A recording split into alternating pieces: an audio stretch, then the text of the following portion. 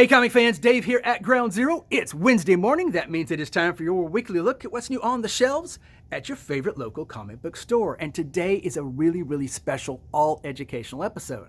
That's right, kids. After weeks of mocking Marvel math, today Marvel is going to teach us how to count. How far can they take us? I admire your optimism. We're going to start with what has to be the single hottest character in all of comics as of right now. I know this because you have been scouring my back issue bins searching for any appearance you can find of Kang the Conqueror. Well, Marvel sees this and decides it's time for Kang to get his very own #1 issue. So he does just that. This is the start of a brand new miniseries that is designed to tell us everything we didn't even think we wanted to know about Kang the Conqueror. So good going, Marvel, starting us off right where we should at #1. Well, just a few weeks ago, the hottest character in all of comics was Moon Knight. Well, this week, Moon Knight drops the big #2 all over our shelves. It's kind of inevitable. If you drop the big #1, well, #2 is inevitable, unless you stop at #1. Either way, they didn't. Moon Knight, I sold a lot of copies of #1. How many of those people will be back for a second helping? I think a fair amount, because there was a lot of pent-up demand for this character. Either way, Moon Knight continues to be pretty hot, and the second issue is on the stands today. Good going, Marvel. What else is hot at Marvel? Well, I'm glad you asked that, because Marvel is always up for a good Avinti book, and this week we have two different Avinti books. First off, Sinister War, the big Spider-Man Avinti thing going on right now, on issue #3. And across the universe at Star Wars, we get War of the Bounty Hunters, also at issue #3. So that's two big Avinti books, both on issue #3. That is pretty good sequencing, Marvel. Issue 1, issue 2, issue 3. And then just another issue #3 for good measure. Either way, I'm impressed. Can you keep up the sequence? Well, yes, they can, because we get the 4th issue of The Marvels. This is by Kurt Busiek. This is a book I actually have been enjoying. I like Kurt Busiek. I think he does good work, which is probably why this book is not selling very well at all. Good chance it doesn't make it into the double digits, but either way, you should give it a try just to help prod it along. Maybe it will see issue 10 someday. That is our goal. Keeping the things going in all sequence, we get to issue #5 of Way of X. Now, this is a book that didn't start off with as big a bang as the other X books did, and yet has managed to kind of keep its audience consistent throughout 5 issues. So we're halfway through the double digits. That's kind of amazing these days for a book, and it's still selling just about as well as it did with the first couple of issues. Either way, Way of X, issue #5. We have now gone through all of the fingers on one hand and a thumb, so I'm amazed, Marvel. Can you keep it up? No, you can't, because now we're back to issue #1, because X-Men: The Trial of Magneto begins this week, because Marvel has your number, and it is the #1. So how many licks does it take to get to the center of a Tootsie Roll Tootsie Pop? Marvel says 5. What does DC say? Well, maybe DC we can look to for better answers, more consistent math. And they're going to start us off just where they should with issue #1, Batman Secret Files Clown Hunter.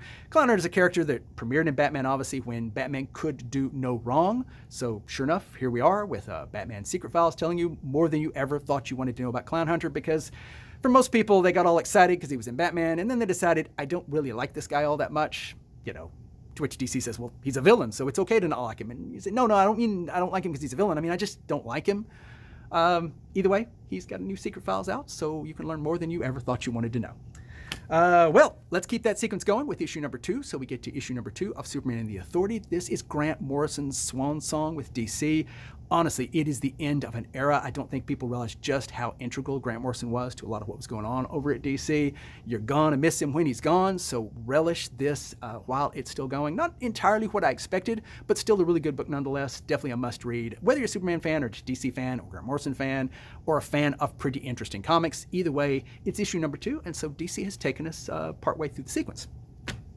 So what's next? Well, certainly one of DC's hotter characters is Nightwing. And we get to issue #83 and kind of blow the sequence right out of the water.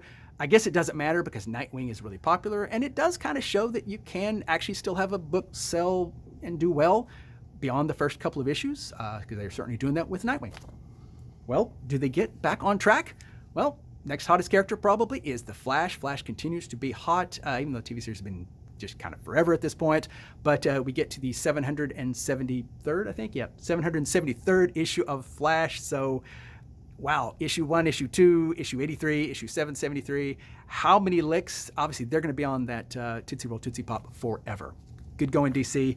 Way to look at Marvel and say, however wrong you can do it, we can do it wronger. Let's try the independents. First off, it's a brand new company. This book is called Heroes Union. It's from Binge Comics. At least I think it's Binge Comics because it says it's a binge book. I don't know how you binge on one book, but either way, this book shows us what the world would be like if Alan Moore and Frank Miller had never happened. It's written by Roger Stern. It's got art by Sal Buscema and Ron Franz. This looks like comics looked in the early 80s before all those dark and mature comics started happening. It's as if Watchmen and Dark Knight never existed. And there definitely is a demand for that kind of thing. But it's definitely retro. I mean, with a capital R and a capital E and a capital everything else. And who knows if they can count beyond #1. But this one's it's interesting. It's $4.99 for a kind of a prestige format, slick paper, and a lot of pages. So it's a good deal. It's like the 90s never happened. Also now on issue number 5 is Exo Man of War. Now what's interesting here is it's taken it, I think, a year and a half to get to issue number 5. But yeah, pandemic and what have you. But either way, it's from Valiant. We love Valiant here at Ground Zero. New issue of that, issue number 5, with the really cool all dark cover, is on the shelf today. Back to the #1, because let's face it, the comic companies know your favorite number is #1. We get God of Tremors. Now, this is by Peter Milligan. Now, I had a lot of people pick up Out of Body and say, this is great. Who is this guy? Well, it's Peter Milligan, and he wrote this as well. This is a single one-shot, so if you buy this, you don't have to worry about them dropping #2. It ain't gonna happen, because it's a #1, and congratulations, you just completed your collection. Also on #1, because as I said, they have your number, and it is the #1. We get Eat the Rich. Now, this is from Boom. I'm not real familiar with the creative team. I did read through this. It's your typical first issue in that it's all set up with a kind of a bang twisty thing at the end. I'm not going to spoil it for you. Although, that's not metaphorical. So I don't know if that spoils it for you or not. But either way, it's a horror title called Eat the Rich. Honestly, what were you expecting? It's on the stands this week. Over at Image, which these days is becoming among our favorite companies, we get the newest issue of Nocterra. I love this book, so I'm just going to mention it every time I can. This is really good. Scott Snyder absolutely hit out of the park with this book. And then a book that has quietly been a really big success for them is Radiant Black. Issue number 7 hits this week of that one by Kyle Higgins. A lot of you are going to say to me, but it's issue number 7. Oh, I missed the first few issues. Well, that segues us right into trades, which is where we had to go inevitably, because we get the Radiant Black trade with the first 6 issues. So you can walk in and buy this, issues 1 through 6, and get issue number 7, and boom, you are on your way to collecting this series. Good going, Image. This is absolutely the way to do it. I'm a fan. Also, the trade's only, I think, $9.99, so tremendous. Absolutely the way to do it. Okay, moving on, because I'm trying to make this one short because it was raining and terrible stuff outside. But either way, more trades we get. The newest Junji Ito. We here at Ground Zero love Junji Ito. Everybody else is starting to really discover him. Dark, disturbing work with beautiful art that coincidentally is dark and disturbing. Censor, this is a collection of short stories. I think the art has really picked up in this one from maybe his last 1 or 2. Either way, incredibly detailed, good stuff. If you like horror, if you just kind of like to be disturbed, you absolutely must check out Junji Ito in case you haven't. And oh, look, the logo is shiny. Now it's like the 90s did happen. Okay, moving along quickly, we've got Two Moons. All I really need to say about this book is Michael says buy this book. It is one of his favorites. It's demons in the Civil War and a complex story that he tried to explain to me, and I'm just going to say Michael really wants you to read this book. Two Moons, first trade is out. This one has actually also quietly been a pretty good success. Two more I'm going to talk about, both from DC Comics. First is Sweet Tooth. Now, I watched the entire first season of Sweet Tooth and actually thought it was a little too cute. If you've read the comic, you know the comic is not nearly as cute. It's not nearly as Disney-fied. It's a very dark tale, largely about the end of humanity and humans, and it's not cute at all. Either way, it's excellent. Jeff Lemire is among our favorite writers. This is a very good series, definitely worth checking out. If you saw the series, it may have kind of hooked you in. You'll like this better, I think. Unless you're looking for cute. If you're looking for cute, just stay with the series. Either way, Sweet Tooth The Return is out this week in trade. One more I saved the best for last, and the biggest because it's heavy and it's hard to pick up.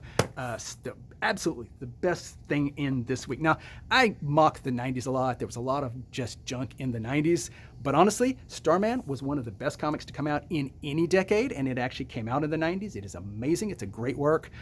James Robinson and Tony Harris just blew everything out of the water with this book. It is now out in this massive compendium. It's $60. Bring your money because this is worth it. You want to spend money well, you want to buy the Starman Compendium. If you haven't read these stories, they are a must-read.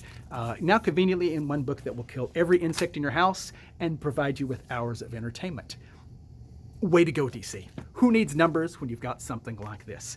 Gosh, that's it. I still hit 10 minutes, so once again, no cookie for Dave. Folks, the rain was terrible. It looks like it's finally kind of letting up, but the floods are still coming, so seek high ground if you need it. Either way, seek it in your local comic shop because they need your love and support right now, especially with all that's going on. We hope you had a wonderful Free Comic Book Day. We certainly did, certainly orderly and went really well here. Either way, as always, it's not about having what you want, it's about wanting what you have. Folks, work on those counting numbers and stay safe. We'll see you at the shop.